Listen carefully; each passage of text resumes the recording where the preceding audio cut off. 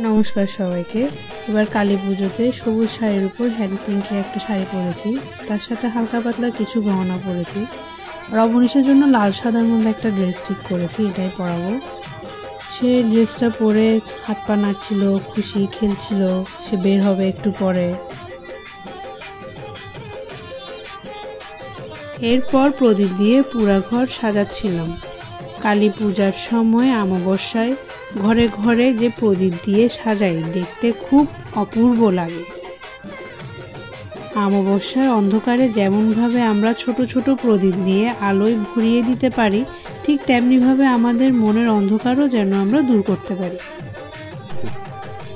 এরপর আমি কিছু প্রদীপ নিয়ে ছবি তুলছিলাম। এরপর সিঁড়ির ঘরে প্রদীপ দিচ্ছিলাম। ঘরের সামনেও কিছু প্রদীপ দিলাম। প্রদীপ নিয়ে ঢং করে একটু ছবি তুলছিলাম।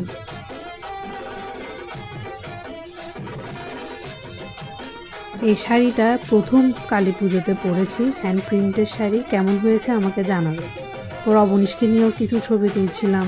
সে প্রদীপগুলো দেখে মহা খুশি, সে প্রদীপগুলো ধরতে চাইছে। তার পিসির সাথেও কিছু ছবি তুলল। এরপর অবনীশ পঞ্চপ্রদীপ নিয়ে ঠাম্মির সাথে আরতি করছিল। এরপর যে অফিস থেকে আসছে আর আমরা রেডি হয়ে পুজো দেখতে যাচ্ছি। এটা আমাদের পাড়ার পুজো, সার্বজনীন পুজো। এখানে মায়ের পুজো হচ্ছে, এই সবাই এখানে প্রদীপ জ্বালাচ্ছে, অনেক মানুষ দেখতে আসছে। পুজোর ডেকোরেশনটা অনেক চমৎকার হয়েছে। এই মায়ের মুখের ড্রয়িংগুলোও খুব ভালো হয়েছে, চমৎকার দেখতে লাগছিল, খুব শান্তি লাগছিল। এরপর আমরা পাড়ার আরেকটি পূজা দেখতে গেলাম, মায়ের কাছে প্রণাম করলাম। আমাদের পাড়ায় মোটামুটি সব পুজোই হয়, বেশ কয়েকটা করেই হয়। বাংলাদেশের এমন অনেক এলাকা আছে যেখানে পুজোই হয় না বা খুব কম পুজো হয়। আমার পাড়ায় পুজো হয় বলে আমার খুব ভালো লাগে। পুজো ঘুরতে ভালো লাগে, ছবি তুলতে ভালো লাগে। এরপর গেলাম আমাদের পাড়ার একটা ছোট পারিবারিক পূজার মধ্যে। ছোটখাটোর মধ্যে প্রতিমাটা খুব আদুরে ছিল। এরপর গেলাম গোলপাহাড় কালীবাড়িতে, চট্টগ্রামের বড় বড় কালী মন্দিরের মধ্যে এটি একটি। রাস্তায় অনেক দূর থেকে লাইটিং আর ডেকোরেশন করা হয়েছিল, অনেক সুন্দর লাগছিল দেখতে। মন্দিরে এতই ভিড় হয়েছিল যে পুরোহিত মশাই বলছিল তাড়াতাড়ি মায়ের দর্শন করে অন্যজনের দর্শনের সুযোগ করে দিতে। এরপর অন্য পাশে শ্যামা সঙ্গীত করছিল, শুনতেও খুব ভালো লাগছিল। আমরা দাঁড়িয়ে দাঁড়িয়ে অনেকক্ষণ এখানে শ্যামা সঙ্গীত শুনলাম।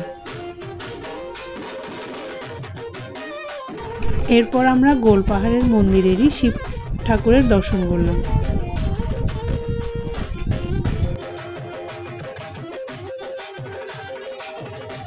এরপর আমরা গেলাম চট্টশ্বরী কালীবাড়িতে। আমরা চট্টশ্বরী কালীবাড়িতে ঢুকছিলাম। মাকে খুব সুন্দর করে ফুল দিয়ে সাজানো হয়েছিল। পুরোহিত মশাই পুজোর জোগাড় করছিল, একটু পরেই পুজো শুরু হবে। কালী পুজোতে এটাই সব থেকে বেশি ভালো লাগে, সারা রাত জেগে মানুষ পূজা দেখে, অঞ্জলি দেয়। পুরো রাতেই পূজা হয়, ভোরবেলা অঞ্জলি হয়। মায়ের পুজো দেখার জন্য অধীর আগ্রহে সবাই অপেক্ষা করছিল। মায়ের উদ্দেশ্যে সবাই প্রদীপ জ্বালাচ্ছিল। এটি হচ্ছে ওখানকার শিব মন্দির। আমরাও শিব দর্শন করলাম।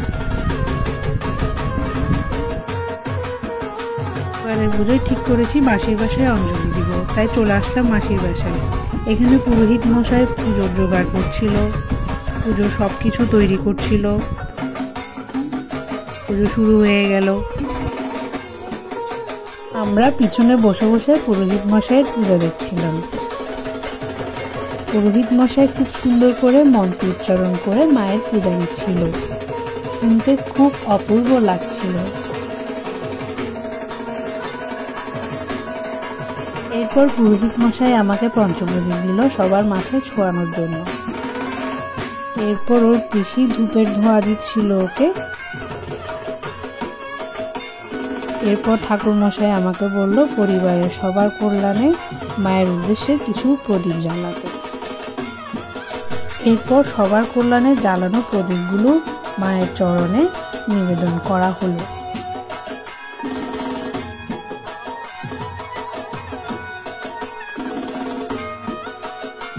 এরপর জয় মায়ের ভোগগুলো নিয়ে আসলো।